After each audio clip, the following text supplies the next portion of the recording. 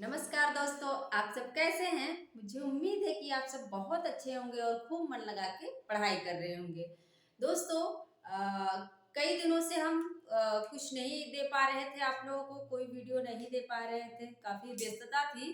आज हम क्या पढ़ेंगे? सूरदास। आप सभी को पता है कि हम अष्टछाप के कवि को पढ़ रहे हैं और अष्टछाप में इसके पहले वाली वीडियो में हमने नंददास को पढ़ लिया है, जो कि क्या है? और कवि गढ़िया नंददास जड़िया। किसने कहा है? इसको आप लोग कमेंट बॉक्स में बताएंगे कि और कवि गढ़िया नंददास जड़िया किसने कहा है।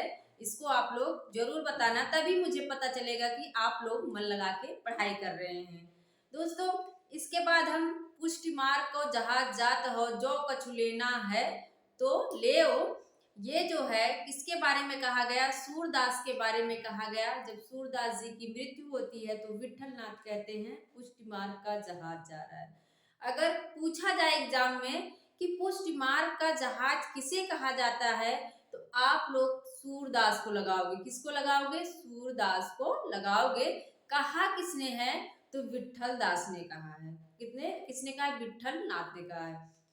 इसके बाद हम देखते हैं सूरदास, जो कि अष्टछाप के सर्व प्रमुख कवि हैं।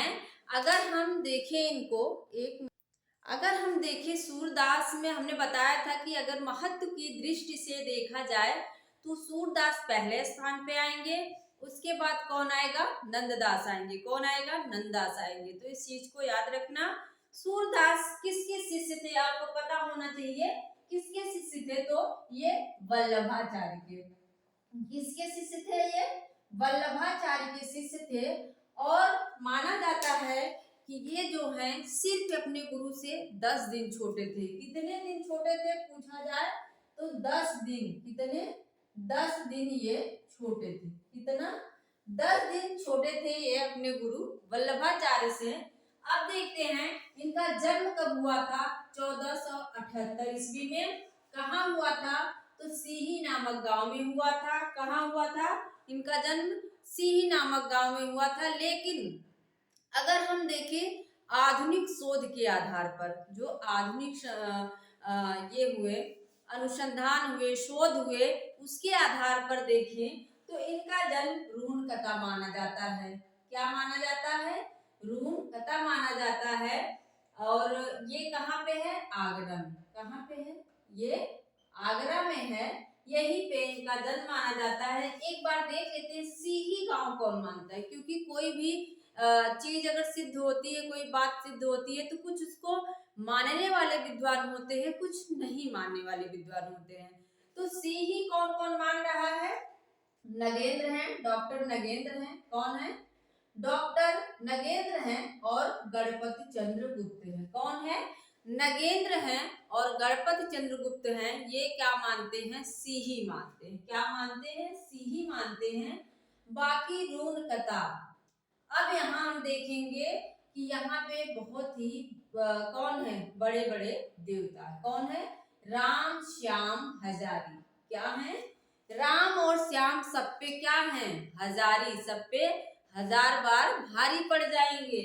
रूम कथा मानने वाले जो विद्वान हैं उनको आप कैसे याद करेंगे? कि अगर पूछ ले एग्जाम में रूम कथा इनका जन्म, सूरदास जी का जन्म रूम कथा मानने वाले विद्वान कौन से नहीं हैं तो राम श्याम हजारी। क्या करेंगे? राम श्याम हजारी, मतलब रामचंद्र शुक्ल, श्याम सुंदर दास और हजारी प्रसाद द्विवेदी हो जाएंगे।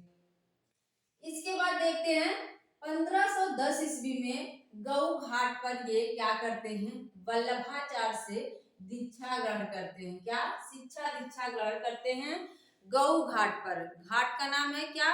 गौ घाट है। वल्लभाचार्य से इन्होंने शिक्षा ग्रहण की। और इनकी भक्ति अगर पूछे, याद रखना, शिक्षा ग्रहण किए। ये इनसे वल्लभाचार्य पूछते हैं कि क्या नाम है तो ये कहते हैं सूरदास नाम है। तो ये कहते हैं वल्लभाचार्य, सूर हूं तो घिघियात काहे को है। क्या कहते हैं? सूर हूं तो घिघियात काहे को है, कुछ भगवत लीला गान करो। तब जाके ये वहीं से भगवान का कीर्तन भजन करने लगते हैं श्रीनाथ जी के मंदिर में, जो गोवर्धन पर्वत पर बना हुआ था। क्या है? वल्लभाचार्य गुरु है इनके। भक्ति क्या है इनकी, सख्य भाव की है। भक्ति क्या है, बहुत पूछा जाता है, याद रख लेना। पहले इनकी जो भक्ति थी वो दास्य भाव की हुआ करती थी, लेकिन ये जब भजन कीर्तन किया करते हैं, वल्लभाचार्य के क्या शिष्य बन जाते हैं, तो इनकी भक्ति कैसी हो जाती है, सख्य भाव की। सख्य भाव का मतलब भगवान को सखा के रूप में देखना। क्या है, भगवान को सखा के रूप में देखना, यही क्या है, सख्य भाव की भक्ति है। मृत्यु इनकी होती है 1583 ईस्वी में। पारसौली गांव है जो कहाँ पे है, मथुरा में। कहाँ पे है, मथुरा में है। 1583 में जब इनकी मृत्यु हो जाती है, तो हमने बताया कि विठल नाथ कहते हैं कि पुष्टि मार्ग को जहाँ जात हो, जो कुछ लेना हो तो ले। इस बात को याद रखना। इसके बाद हम देखते हैं इनकी 25 रचनाएं मानी जाती है, लेकिन उपलब्ध कितनी है, तो सिर्फ 3 रचनाएं। 25 रचनाएं इनकी मिलती हैं, लेकिन उपलब्ध 3 हैं। हमने 3 के अलावा भी यहाँ 1-2 रचनाएं और लिख दिया है, क्योंकि एग्जाम में पूछी गई है। देखते हैं, नाम से यह रचनाओं को याद करने में कोई ट्रिक की जरूरत नहीं है। सूर सागर, सूर सरावली और है साहित्य लहरी। क्या है, सूर सागर, सूर सरावली, साहित्य लहरी है। सूर पचीसी, सूर साठी, ब्याहलो। ब्याहलो पूछी गई है, किसकी रचना है, ब्याहलो सूरदास की भी रचना है। कुछ लोगों को नया लग रहा होगा, ये कहाँ से सूरदास की रचना हो गई, लेकिन ये रचनाएं भी पूछी गई हैं। जैसे कबीर की कुछ रचनाएं पूछी जाती हैं, साकी शबद रामायणी को छोड़कर, वैसे ये भी पूछी जाती हैं। तो सूर सागर, जैसा कि सभी को पता है, भागवत, श्रीमद् भागवत महापुराण का ये 10वां स्कंद है। क्या है, 10वां स्कंद का इन्होंने क्या किया है, अनुवाद किया हुआ है पद्य में। और इसमें अगर पूछे सूर सागर में, तो 4936 पद हैं। कितने पद हैं, 4936, मतलब 4936 पद हैं इसमें। और यह क्या है, गेय मुक्तक है। क्या है, यह गेय मुक्तक है। अगर इसका पूछे कि प्रबंध काव्य, खंड काव्य क्या है, तो ऐसा कुछ नहीं, प्रबंध काव्यात्मक को लिए हुए यह गेय मुक्तक है, मतलब गाने योग्य रचना है। और इसी में क्या है, भ्रमर गीत है। आप सबको पता होना चाहिए क्या है, भ्रमर गीत। और इसी भ्रमर गीत को जो आचार्य रामचंद्र शुक्ल है, वो ध्वनि काव्य कहते हैं। अभी पूछा गया क्वेश्चन है, लखनऊ के पीएचडी एंट्रेंस में पूछा हुआ क्वेश्चन है कि आचार्य रामचंद्र शुक्ल ने ध्वनि काव्य किस रचना को कहा है। उसमें सूर सागर भी ऑप्शन में था, और सूरदास कृत भ्रमर गीत भी था। तो ध्यान देना, भ्रमर गीत को ध्वनि काव्य कहते हैं, और सूर सागर को उन्होंने नहीं कहा है, वो भ्रमर गीत नाम से जो रचना लिखी है उसी को क्या कहते हैं, ध्वनि काव्य कहते हैं। इस चीज को याद रखना। और उपालंब काव्य कौन कहता है, तो ये डॉक्टर नगेंद्र कहते हैं। कौन कहते हैं, डॉक्टर नगेंद्र क्या कहते हैं, उपालंब काव्य कहते हैं। कृष्ण के जन्म से, इसमें क्या है, कृष्ण के जन्म से लेकर मथुरा गमन, मतलब सूर सागर में कृष्ण का जन्म कैसे हुआ, कब हुआ, कहाँ हुआ, फिर ले जाते हैं वो उनको वृंदावन में छोड़ते हैं और गोकुल में छोड़ते हैं। इसके बाद क्या है, जब मथुरा चले जाते हैं कृष्ण, उसके बाद गोपिकाएं विरह में जलती हैं। ये सारी चीजें किसमें हैं, ये भ्रमर, इसमें सूर सागर में है। भ्रमर गीत जो है उसमें कुल देखें तो 700 पद हैं। कितने, भ्रमर गीत में 700 पद हैं, लेकिन जो आचार्य रामचंद्र शुक्ल हैं वो 400 गीतों को लेकर एक संकलन बनाया, जिसका नाम क्या लिखकर किया, भ्रमर गीत। क्या किया, भ्रमर गीत किया। इसके बाद यहाँ से पूछा हुआ क्वेश्चन है कि संसार को होली का रूपक किस रचना में माना गया है, मतलब संसार को होली का रूपक किस रचना में माना गया है, तो ये सूर सारावली। अब याद कैसे रखे, होली में देख रहे हैं लास्ट में ली है, और सूर सारावली में भी ली है। तो जहाँ पे होली की बात आए वहां पे हम सूर सारावली को लगाएंगे, होली की बात आए तो सूर सारावली को लगाएंगे। लेकिन वंश परंपरा बहुत ज्यादा पूछा जाने वाला क्वेश्चन है कि सूरदास ने अपनी किस रचना में वंश परंपरा का वर्णन किया, अपनी वंश परंपरा के बारे में बताया है।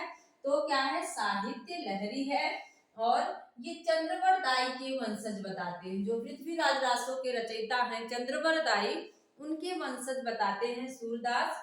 वंश परंपरा हमने जो जिस तरह से याद किया था, या के बाद क्या आता है, या व र ल शाखा, या के बाद क्या आता है अंतस्थ व्यंजन, या व र ल, मतलब या के बाद क्या रहा है, व आ रहा है। तो वंश वाली बात साहित्य लहरी में, ठीक है।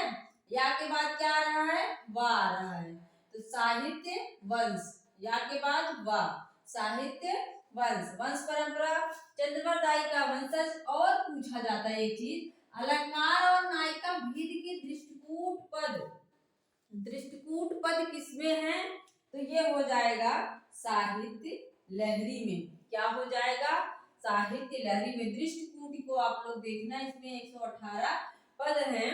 तो दृष्टिकूट, हम लोग साहित्य लहरों को क्या करते हैं, जब लहरें उठती हैं, जैसे मुंबई में हो गया, बहुत सारे बीच हैं, जुहू चौपाटी है, तो वहां पे क्या लहर देखने जाते हैं, दृष्टि दृष्टि से क्या देखने जाते हैं, लहरों को देखते हैं। या फिर कहीं अगर बाढ़ वगैरह आ जाती है, बारिश हो जाती है, पानी बह रहा है, तो लहर को हम क्या करते हैं, अपनी दृष्टि से देखते हैं। तो दृष्टिकूट, दृष्टि से क्या देखते हैं, लहर देखते हैं। तो साहित्य लहरी में दृष्टिकूट शब्द हो जाएंगे। इस तरह से आप लोग याद करेंगे, थोड़ा सा अलग हटके पढ़िए ताकि जल्दी से आपका सिलेक्शन हो जाए, आप नौकरी ले ले, नहीं तो आप पढ़े ही रहेंगे। दृष्टि से क्या देखते हैं हम, लहर को देखते हैं, दृष्टि से लहर को देखते हैं। तो दृष्टिकूट शब्द अगर पूछ ले, दृष्टिकूट पद कहाँ पाए जाते हैं, तो साहित्य लहरी हो जाएगा। अभी भी सूरदास में दोस्तों बहुत सारे तथ्य बाकी हैं, उसको हम नेक्स्ट वीडियो में देखेंगे। और हाँ, मेरा पूरा वीडियो देखने के लिए आपका बहुत बहुत धन्यवाद। मिलते हैं अगले वीडियो में। Thank you.